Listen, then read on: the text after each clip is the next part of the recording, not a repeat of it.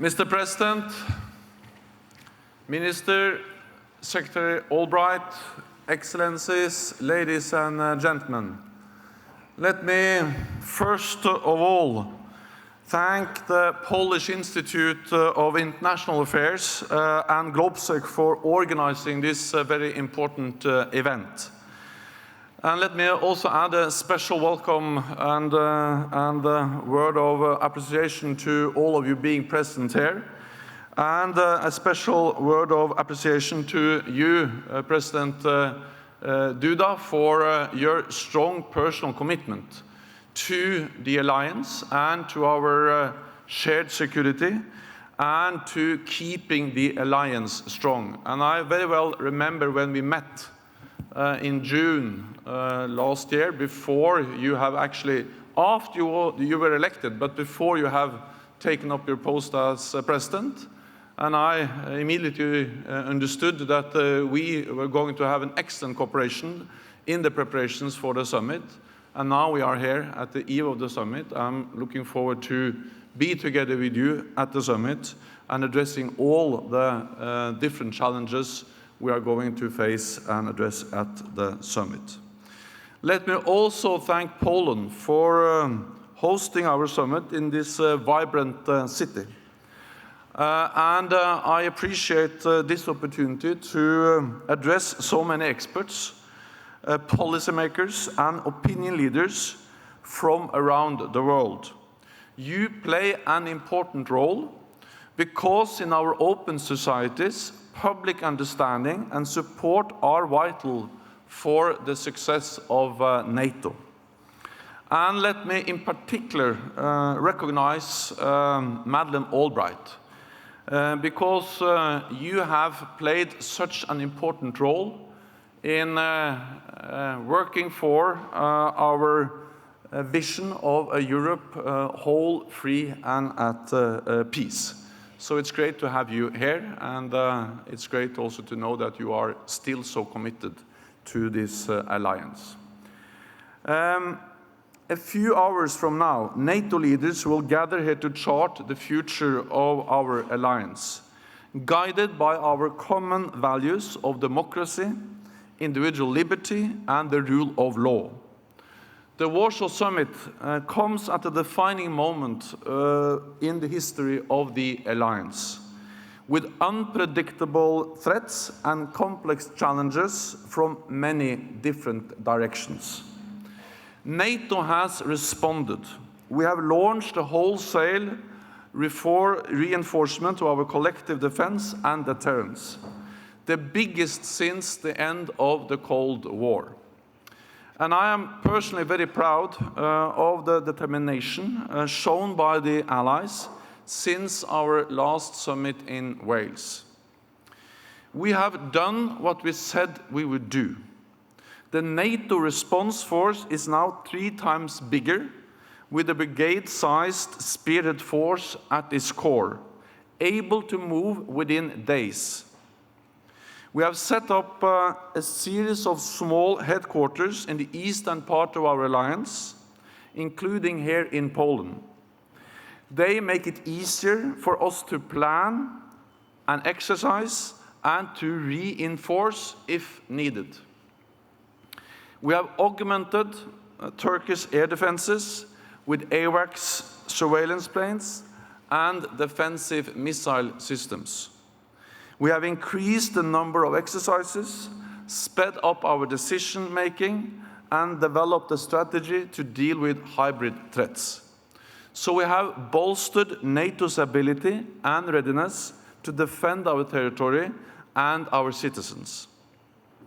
Here in Warsaw, at the summit, we will take decisions to further strengthen our collective defense and deterrence, and to project stability beyond our borders.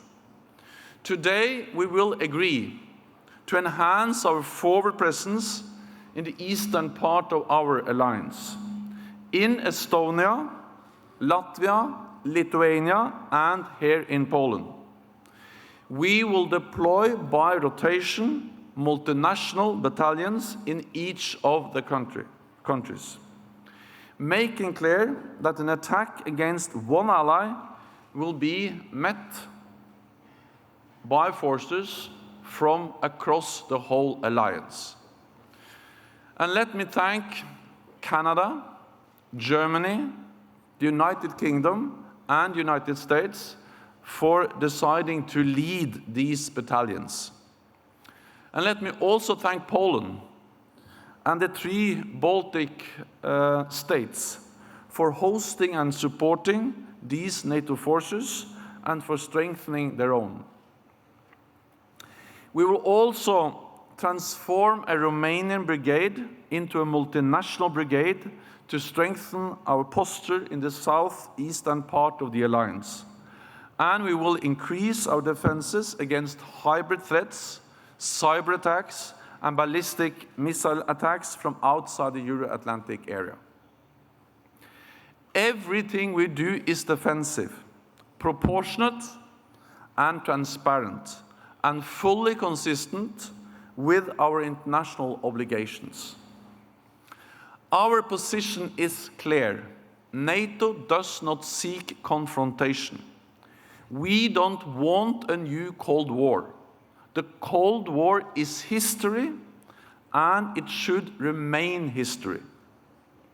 We will continue to seek constructive and meaningful dialogue with Russia, to make our intentions clear, to dispel any misunderstanding, and to reduce the risk of military incidents or accidents spiraling out of control.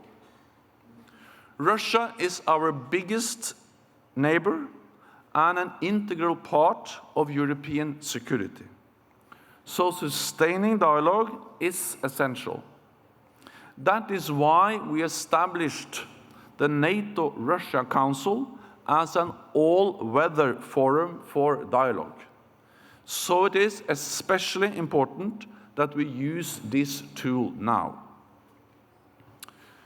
For our nations to be safe, it is not enough to keep our defenses strong. We must also help our partners become stronger.